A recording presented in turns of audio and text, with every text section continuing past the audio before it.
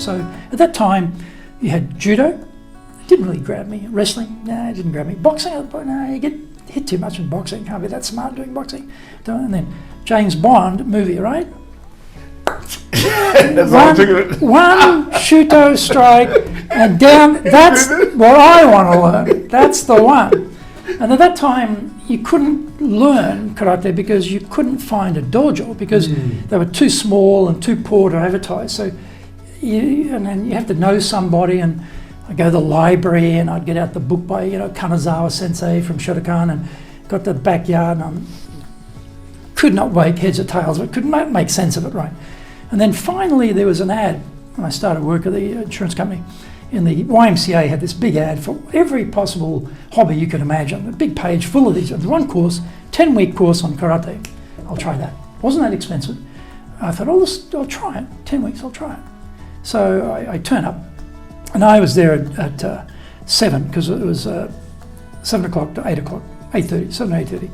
But at 5:30 to 7, there was another class training. So when I arrived, we're all sort of sitting outside, t-shirt and shorts, and they're inside. You can hear this ki, you're always yelling and looking through the door, what's going on, all these people in pajamas leaping around. What the hell's going on?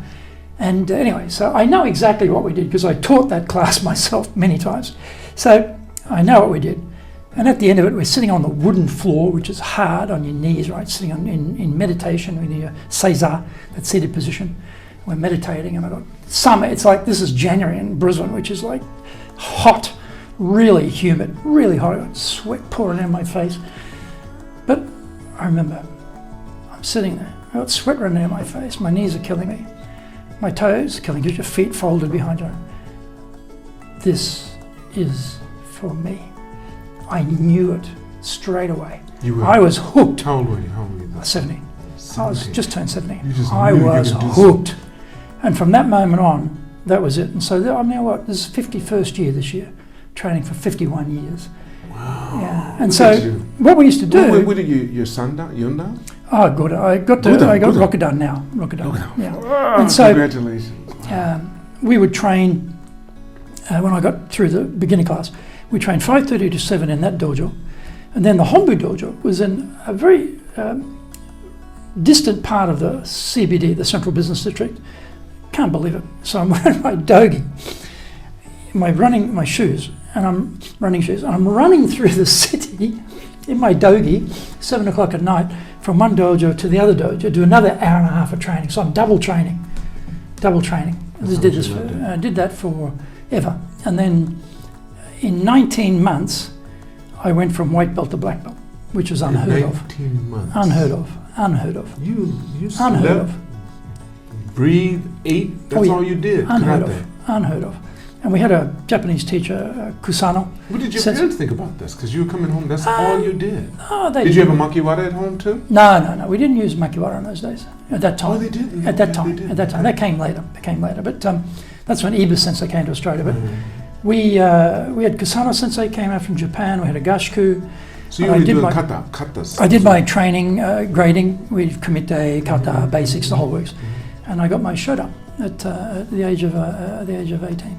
Did you ever, by any chance, bump into the guy on the basketball court again? No, I didn't. But I'll tell you an interesting story. It's interesting how your mind works. It was a hot day in Brisbane. It was during the daytime. And I went into a pub, not to get a beer. I went into a pub to get like an orange juice or something like that, something cold, And I walked in, I'm having this drink. Something wrong here. I could sense it.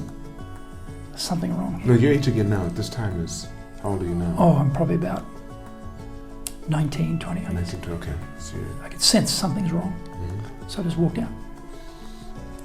My sense told me there's going to be trouble here. I didn't know what the trouble would be. I didn't know who would be the trouble. But I walked out. And it's that sense has kept me out of trouble because I don't want to get into trouble. That's right. And then have to get out of it because one of two things will happen. If something happens to me, I get hurt, or if I hit them and they go down and they hit the back of their head on anything hard and they die or injured, I'm in jail for the rest of your life. Right. So it gives you that